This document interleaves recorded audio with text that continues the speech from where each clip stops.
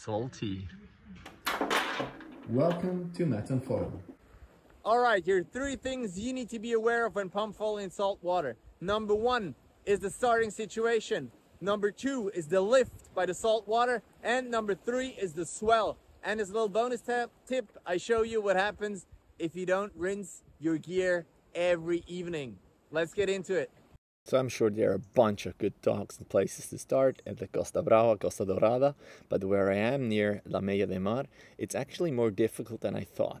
It's not possible to just start pumping and find a place to start, so you would have to check it out by bike or by car, which I didn't do. A big part of the coastline looks like that. You might think you can start from these rocks, but there are shallow waters in front of it for about 10 meters, so that's not a good idea. There are some sandy beaches you can try to start from, but some of them, or a lot of them, actually have a lot of seaweed. Here, that's where I started. That's a pebble beach, and there you have the same problem with the rock. I built my own rock to start from, and if you want to see the video, you can check it out on top on the right. Here you can see the rock I built, and to start from there, it's actually quite nice. But be careful, sometimes it falls if there are too many waves. If you find a rock to start from, it is possible, but they're super sharp. I now understand Yvon Labarthe with his choice of shoes, or you can get some Big Lebowski sandals, which are super nice. But if you don't wear shoes, then that's what's going to happen to your feet, and that can really hurt. Also, watch out for sea urchins, as they can really hurt when you step on them too. But if you don't find a place to start, you can really build your rock to start from. There are all rocks lying around, but maybe you wear gloves next time. Alright, let's continue with the lift.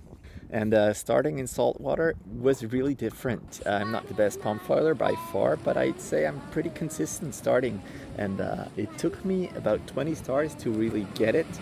And you just have to adjust your stance. So I stood too much to the front, and it was hard to actually get accelerating. But after a few starts and a bunch of fails, I figured it out, and I just adjusted how I stood, and then it was actually okay. I couldn't feel that much of a difference.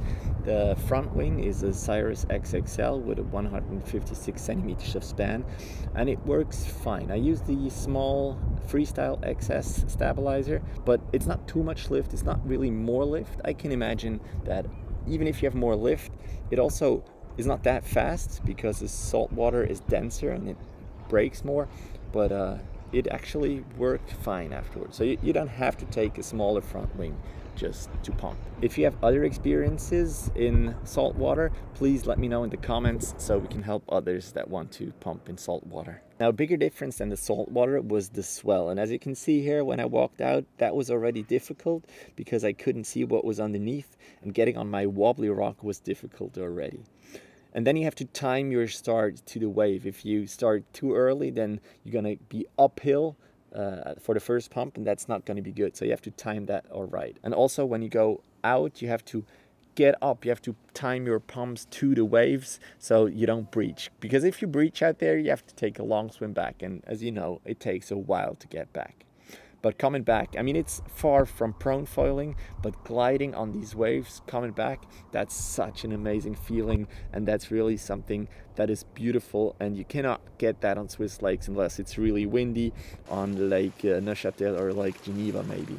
But wherever there are cliffs, there was a big backwash, and sometimes it was really hard to stay on the foil because the waves were coming from all over the place.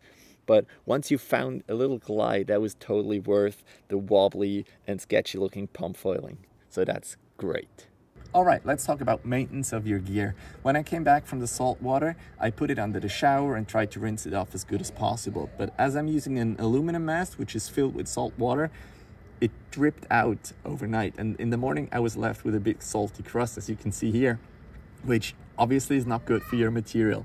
So you have to take it apart every other day maybe and rinse it off really well, or maybe you can just pump foil in the pool. Don't tell anybody though. All right, that was it from pumping in salty water. It would have really helped me if there was a guide already what to be aware of when pumping in salty water, so share it with your friends who go on vacation.